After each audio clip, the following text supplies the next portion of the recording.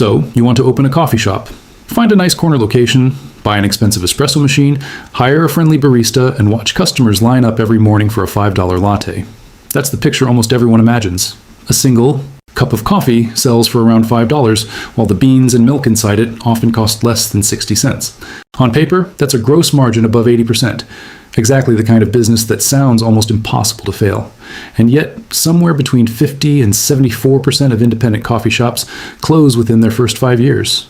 Nearly 4 out of every 10 never even survive their first birthday. So here's the question almost nobody asks before signing a lease. If coffee is one of the highest markup products a business can sell, where does all the money actually go? Walk past a busy cafe during the morning rush. Every table is full. Customers are waiting in line. Steam pours from the espresso machine like a miniature factory. It looks like money. It looks like the owner should be making a fortune. But in reality, the owner is often standing behind that espresso machine themselves, working 60 or even 70 hours a week, because hiring one more full-time barista would erase most of the remaining profit. Many cafe owners earn less than some of the employees they hire, and surprisingly, it almost never happens because the coffee tastes bad. Most first-time owners believe the difficult part is learning the craft, finding quality beans, pulling the perfect espresso shot, steaming milk correctly, or creating beautiful latte art. Those skills matter, but they rarely decide whether the business survives. The thing that quietly destroys more cafes than bad coffee ever could is something most owners underestimate before they even open the doors, and by the time they realize it, they're already losing money. Before a single drink is served, one decision quietly shapes almost everything that follows. The size of the cafe itself. A tiny kiosk or takeaway window looks affordable and easy to manage. It also limits how many customers can ever be served. At one time, placing a ceiling on future revenue no matter how popular the coffee becomes. A larger cafe with indoor seating can absorb a busy morning rush, but it also comes with higher rent, more staff, more equipment, and much larger monthly expenses. Then there's the full-service cafe with a kitchen. It creates the strongest first impression, but it's also the most expensive version of the business to build, operate, and maintain. Ironically, the cheapest option often limits how much money the business can ever earn, while the biggest option becomes the hardest to keep alive during slow months. Most successful owners eventually discover that the middle ground usually offers the healthiest balance between growth and survival. Now let's take that $5 latte apart and see where the money actually goes. The ingredients are the easy part. Coffee beans, milk, and flavoring might cost around 60 cents. Add the cup, lid, and cardboard sleeve, and the total is still comfortably under $1. This is the number everyone talks about. It's also the number that matters the least. The real costs begin after the drink is made. Labor is usually the largest expense. By the time wages, payroll taxes, and employee benefits are included, roughly $1. 75 from a $5 drink has already disappeared. That's more than a third of the sale gone before the owner has even paid for the building. Then comes occupancy. Rent, insurance, property taxes, and common area maintenance typically consume another 75 cents or more from every drink sold. In busy commercial districts, occupancy alone can absorb between 10 and 20% of total revenue. Next comes something almost invisible, card processing fees. Every time a customer taps a phone or credit card instead of paying cash, a small percentage disappears before the cafe ever sees the money. Yet, 15 cents on a single latte doesn't sound significant. Across thousands of transactions every month, it becomes one of the largest hidden operating expenses. One documented independent cafe spent more than $18,000 in a single year just processing. Card payments, more than they spent buying coffee beans. Add utilities, point-of-sale software, internet service, business licenses, equipment maintenance, waste from spoiled milk and incorrectly prepared drinks, then taxes. By the time every expense is accounted for, that original $5 latte often leaves the owner with only around 65 cents of actual profit, assuming nothing unexpected goes wrong. That's roughly 13%. Not 80, not 50, just 13. At first glance, 13% still sounds workable. Sell twice as many coffees and profit should double, right? Except coffee shops don't work that way, because a cafe isn't really selling coffee. It's selling access to one very short window of time. Almost everything a cafe earns happens during a 90-minute to 2-hour morning rush. That tiny window determines whether the entire day succeeds or fails to serve more customers during those 2 hours. Owners need additional staff, faster espresso machines, and more preparation before the doors even open. Commercial espresso machines alone can cost anywhere from $10,000 to $30,000 each, so the owner invests in more equipment and hires extra baristas. The morning rush becomes faster, more drinks are served, But then 10 o'clock arrives. The line disappears. The expensive machines sit idle until tomorrow morning. The staff are still being paid. The rent doesn't stop. The electricity doesn't stop. The payroll clock keeps running. During the morning rush, labor might cost less than $2 per drink. By mid-afternoon, when only a handful of customers walk through the door, that same labor cost can climb to $4 or more for every coffee sold. That's one of the biggest misunderstandings in the entire industry. A cafe can look busy every single morning and still lose money every single month. Because being busy isn't the same as being profitable.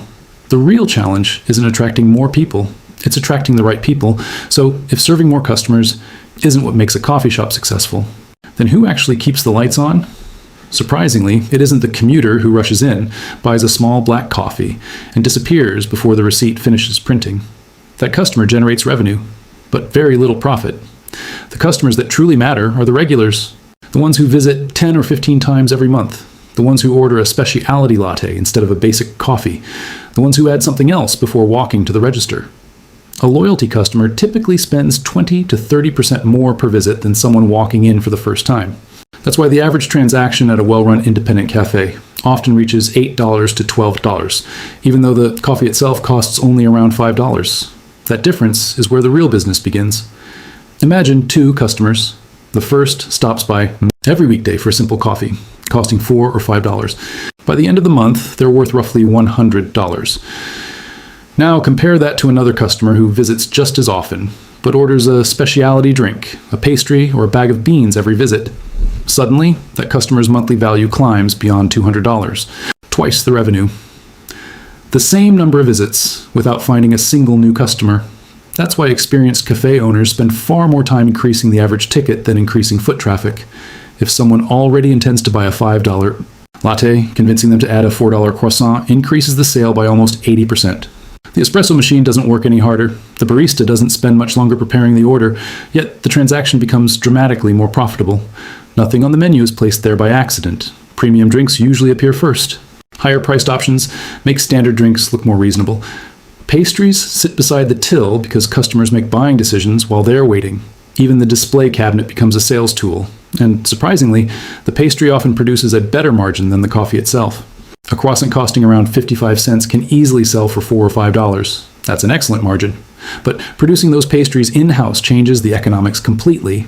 Suddenly, the cafe needs commercial ovens, proofing equipment, extra refrigeration, more kitchen space, and someone arriving before sunrise to bake everything fresh. Buying pastries from a local bakery reduces the margin slightly, but it also eliminates one of the largest operating costs in the business. This is why many successful specialty cafes deliberately keep their food menu small. Every extra sandwich, every salad, every hot meal adds complexity, labor, waste, and equipment costs. A commercial kitchen alone can add tens of thousands of dollars to the construction budget before serving a single customer. The more complicated the menu becomes, the more difficult it becomes to stay profitable. Eventually, every owner discovers the same lesson. Selling more products isn't always better. Selling the right products is, but even the perfect menu can't rescue a poor location. Two cafes can serve identical coffee using the same beans, the same espresso machine, and the same branding. Yet one quietly thrives while the other struggles for years. The difference is often nothing more than the address. Foot traffic decides almost everything. A cafe beside a busy train station captures thousands of potential customers every day without spending heavily on advertising. A corner location usually costs much more in rent, but it also captures customers approaching from multiple directions. Sometimes, paying more for visibility becomes the cheaper decision in the long run. Then come the lease agreements. This is where many first-time owners unknowingly sign away a large share of their future profits. Commercial leases rarely include just the advertised rent. Many use what's called a triple net lease. That means the tenant also pays property taxes, building insurance, and maintenance costs on top of the monthly rent. In premium retail locations, another surprise often appears: percentage rent. Once the cafe reaches a certain sales target, the landlord starts taking a percentage of every additional pound or dollar earned. The better the cafe performs, the more expensive the lease becomes. Many inexperienced owners focus only on the monthly rent. Experienced owners spend just as much time negotiating the contract itself, because those lease terms often remain in place for 5 or even 10 years. Choosing the wrong location isn't simply inconvenient. It can become impossible to escape. The same principle applies outside major cities. In suburban areas, success isn't determined by foot traffic. It's determined by convenience. A customer driving to work may happily travel an extra few minutes for a café with easy parking. The same customer may completely ignore a closer café if entering the car park requires wading through heavy traffic or making a difficult right turn. The coffee hasn't changed, only the convenience has, and convenience often wins, even after finding the perfect location. The owner still faces another enormous challenge, actually building the café. This is where reality begins to separate itself from the dream. Most people budget for furniture, a coffee machine, some paint, a few tables, maybe a nice sign outside. The real construction bill is far larger. A small kiosk might open for around $80,000. A properly built sit-down cafe often exceeds $400,000, and premium locations can approach $500,000 before opening day. Equipment alone frequently costs between $20,000 and $80,000. Then come plumbing upgrades, electrical work, flooring, counters, ventilation, lighting, furniture, security deposits, signage, licenses, point-of-sale systems, working capital. The list keeps growing. Even installing the espresso machine isn't as simple as placing it on a counter. Commercial machines require dedicated plumbing, water, filtration, high-voltage electrical circuits, and professional installation. What looks like a simple coffee shop quickly becomes a full construction project. Then the waiting begins. Planning approvals, building inspections, health inspections, permit approvals. Many projects spend 2 to 6 months waiting before serving the very first customer. Meanwhile, the rent has already started. Cash continues leaving the business before a single latte has been sold. Running out of money before opening day is one of the most common reasons independent cafes fail, not because customers never arrived, but because the business couldn't survive long enough to welcome them. Even after the grand opening, the hardest part has only just begun. Owning a cafe isn't about surviving one bad day. It's about surviving dozens of small problems that quietly pile up over an entire year. Picture a typical Tuesday morning. The espresso machine suddenly breaks down during the busiest hour of the day. The head barista calls in sick. The refrigerator fails overnight, forcing hundreds of dollars worth of milk straight into the bin. Then, the weekly delivery of cups arrives late. None of these problems are unusual on their own. Together, they become expensive.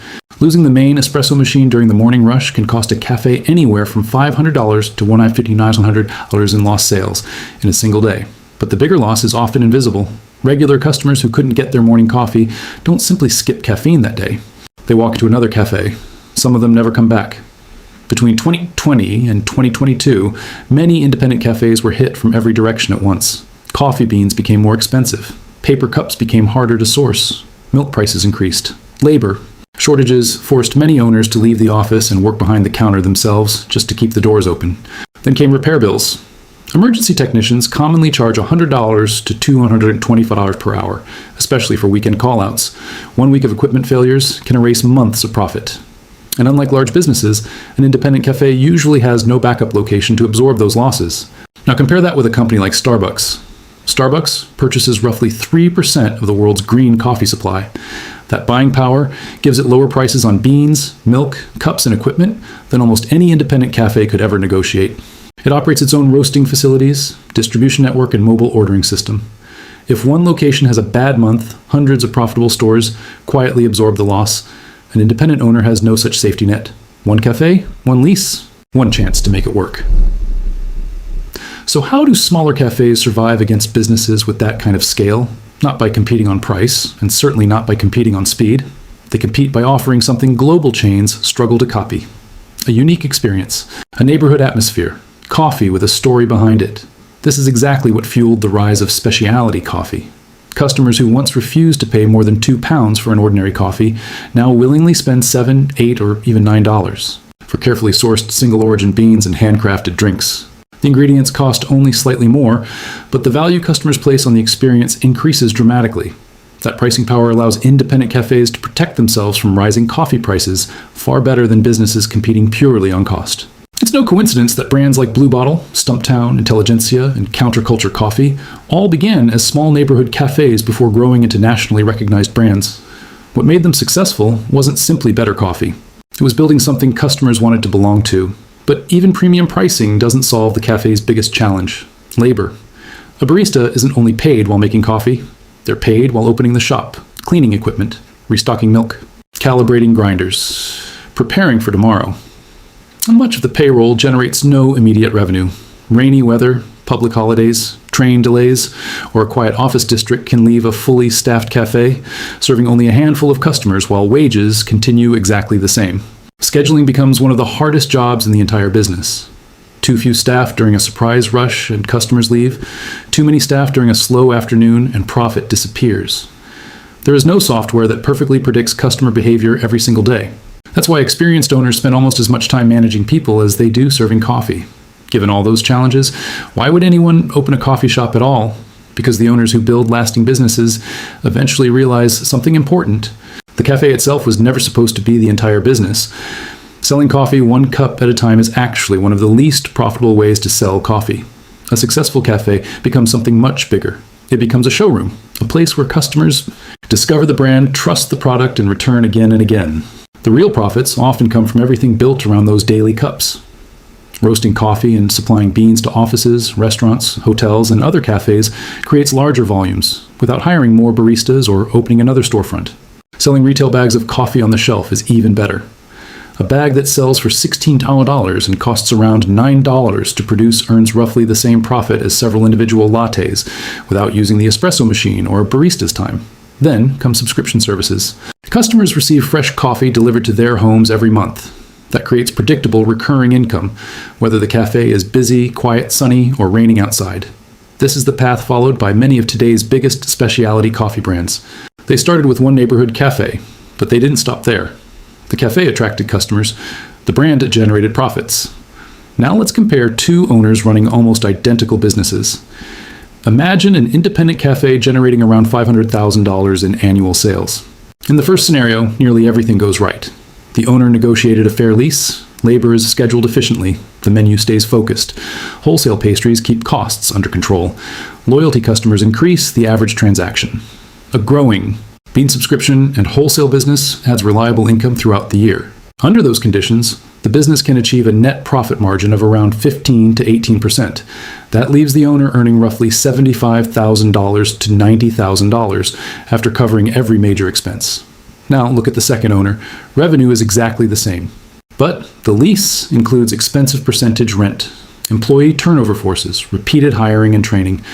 Equipment breaks down during the busiest season. Payment processing fees quietly increase. Unexpected maintenance continues throughout the year.